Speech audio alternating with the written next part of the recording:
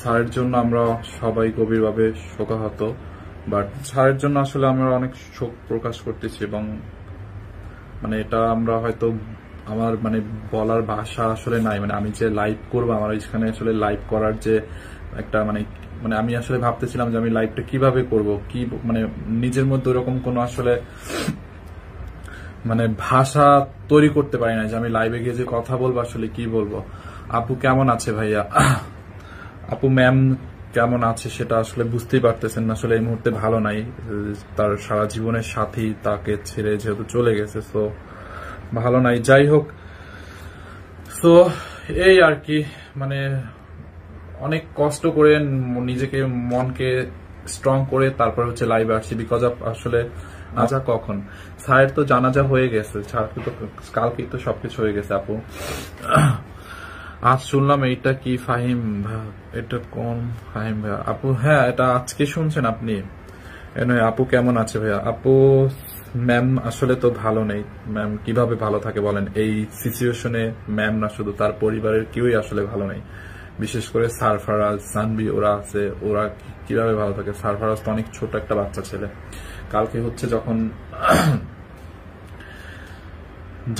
স্যারকে যখন নিয়ে আসলাম আমি, ওখানে ম্যাম, তারপর ম্যামের ভাই বোন, আমাদের ম্যানেজার এয়ারপোর্টে গেছিলাম স্যারের কফিন রিসিভ করার জন্য।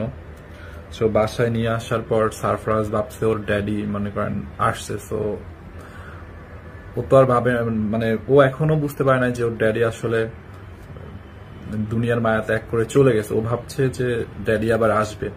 এনিওয়ে, যখন হচ্ছে আমি স্যারকে আমরা মাটি দিচ্ছিলাম, মানে দাফন দিচ্ছিলাম, সারফরাজকে আমি মানে আমার সাথে রাখার ট্রাই করছি। আমি চাচ্ছিলাম যে ও কিছু কিছু স্মৃতি হয়তো ও বুঝতেছে না, বাট এই স্মৃতিগুলো হয়তো আর মনে থাকবে বা কিছু হলেও ফিল করবে যে মানে কিছু একটা হয়তো মানে মনে রাখতে পারবে। আসলে কিছুই বুঝে না যে ওর ভাবার কি হয়েছে বা সে যে আর কখনো ফিরে আসবে না, এটা আসলে ও বুঝতে পারতেছে না। বাট আমি ট্রাই করছিলাম ও কিছুটা মনে রাখুক, ওর স্মৃতির সাথে কিছুটা একটু হলেও জড়িয়ে থাকুক। তো এই জন্য আমি ওকে সাথে সাথে রাখছিলাম। স্যারকে যখন গোসল করাইছি ওখানে সারফরাজকে নিয়ে যাই, স্যারের খাট আমি আমার কাঁধের উপর নিয়ে ওকে একটু ধরাইছি। আচ্ছা ধরুক, ও তো আসলে এগুলো বুঝতেছিল না, বারবার বলে আচ্ছা ড্যাডি কি হয়েছে, ড্যাডি কখন আসবে। লাস্ট যেটা স্যারকে যখন আমরা দাফন দিই, তো সারফরাজের হাতে আমি এক মুঠো মাটি দিই যে তুমি এটা দাও।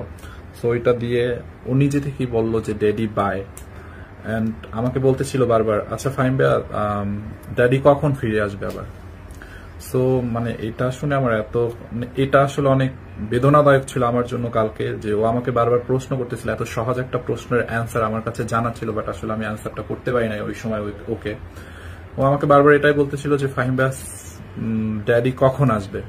সো আমি আসলে কি অ্যান্সার দিব বলেন? আমার কাছে তো অ্যান্সার আছে, মানে কারেক্ট যে অ্যান্সার ওটা তো আছে, বাট আমি কি ওই মুহূর্তে ওইভাবে অ্যান্সার দিতে পারি না।